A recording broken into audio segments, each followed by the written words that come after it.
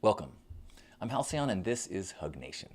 Today I want to talk about skepticism. I've recently become aware that I'm quite skeptical. I would say I have a healthy skepticism, but perhaps your view would differ.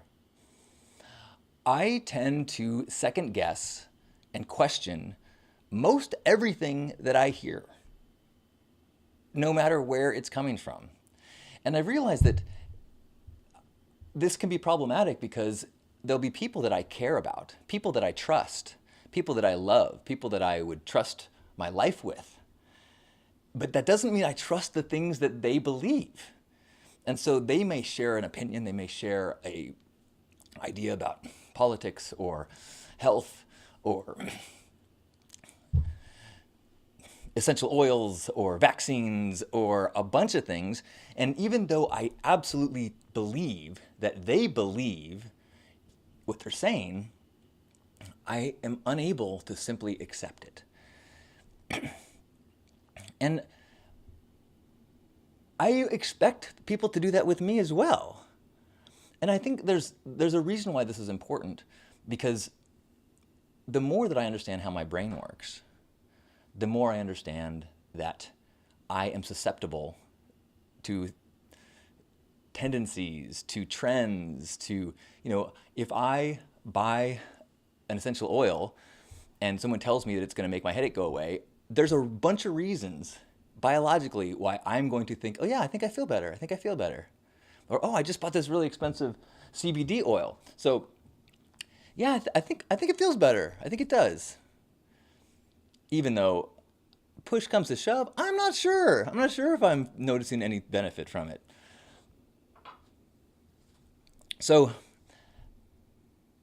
we live in a world where it's really dangerous not to have healthy skepticism. But we also live in a world where it's really dangerous to have too much skepticism. Meaning, we can't just trust that the government is out for our best interest. Once you understand how the system works and what people's motivations are, you understand how elected officials or nominated people or people that are in charge of certain committees have personal feelings, have personal biases that affect the way that they decide things. And it could be corrupt, it could be they're evil, or it could just be that they have a tendency to see it in a different way because that benefits them in some way. Highly recommend the book Freakonomics. I don't understand how you can function in the world without a basic understanding of the concepts of Freakonomics, which is basically you got to understand people's motivation. If you understand why someone does something, then you can process it in context. Why are they offering to help you? Why are they giving you a cheaper rate? Why are they upset about something? You can trust them at face value, or you can go, oh, well, it makes sense that they care about this because their commission will go dramatically up if they close this quickly, or whatever. And if you can just get a bigger picture, which I think is the requirement of the skeptic, you can make an informed decision and feel good about it. But there is this thing that happens to people because we have so many things in our world where we've lost our faith. The tendency sometimes is to just abandon all authority and all faith in any, attempts to be helpful to us by, say, a government body. So we do have examples in our history of false flag tactics. We do have examples of horrific medical things done to inmates and to populations of people. So we do have horrific plots against leaders that is factual and true. So it makes it so we can't just assume best intent from our government at all times. But we also can't assume insidious, evil, reptilian plots all the time. There's this kind of fine line of skepticism and skepticism of skepticism.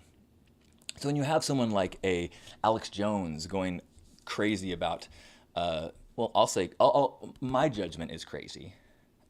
Turning skepticism into entertainment, into conspiracy theories, and you have a population of people that is hungry for meaning and angry at a corrupt system, and then finds this, Pizzagate, false flag world where anything that happens, there's this ulterior secret agenda going on. And it's tough because I certainly don't want to.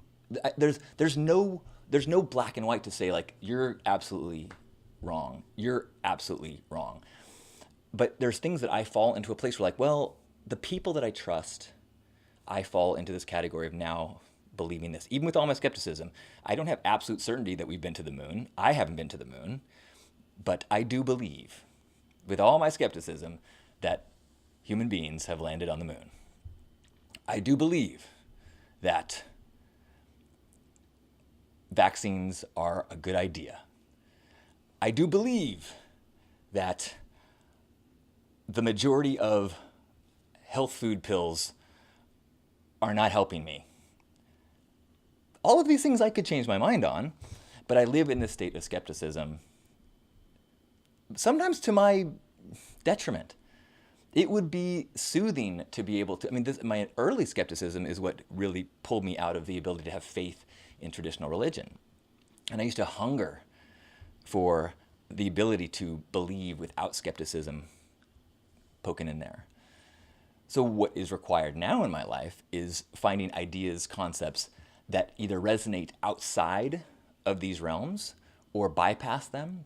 Like, so my spirituality now is not dependent on adherence to any doctrine. There are books and ideas and people and speakers that I pull into my personal faith after it bypasses and gets through my skeptic walls and tests and feeling how it feels. But perhaps that very skeptical nature of mine is keeping me from a level of bliss in being tuned in to a state of the universe that cannot be explained in the ways that the skeptic requires. So I find myself somewhere in the middle, where I'm skeptical of some and skeptical of skeptics, and honor a truth that resonates with me without being so attached to it that I'm not able to change that truth when the time is right. Not time is right. When experience or information is exposed or displayed to me that makes me change my mind.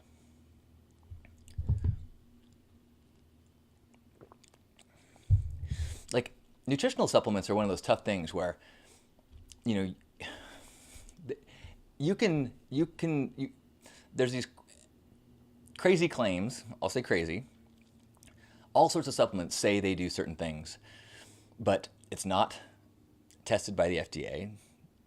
And then again, how much can we trust the FDA anyways? So there's this place of like, well, you basically have to just take stuff and see how it makes you feel, which is a tough way to have a scientific conclusion, especially when you have placebo. When you have a proven scientific phenomenon that belief in something actually can cause that effect, that's sometimes actually where skepticism can bite you in the ass.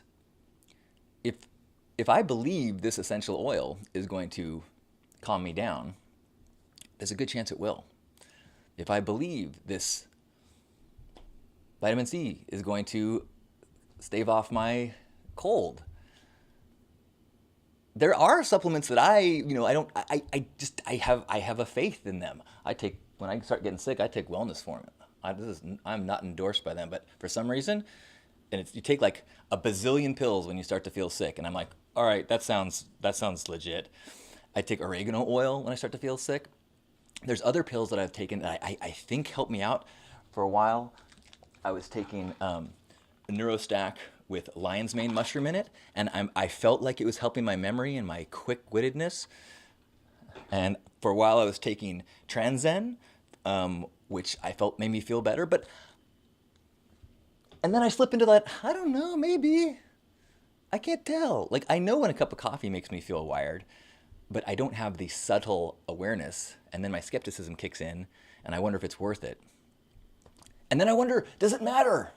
It only matters if I can abandon my skepticism. I should take every vitamin that I believe is helping me, because my body will go, hey, we trust you. We're going to start getting better. You have this challenge? Are you skeptical of your supplements and your world and your politics and the things that people tell you?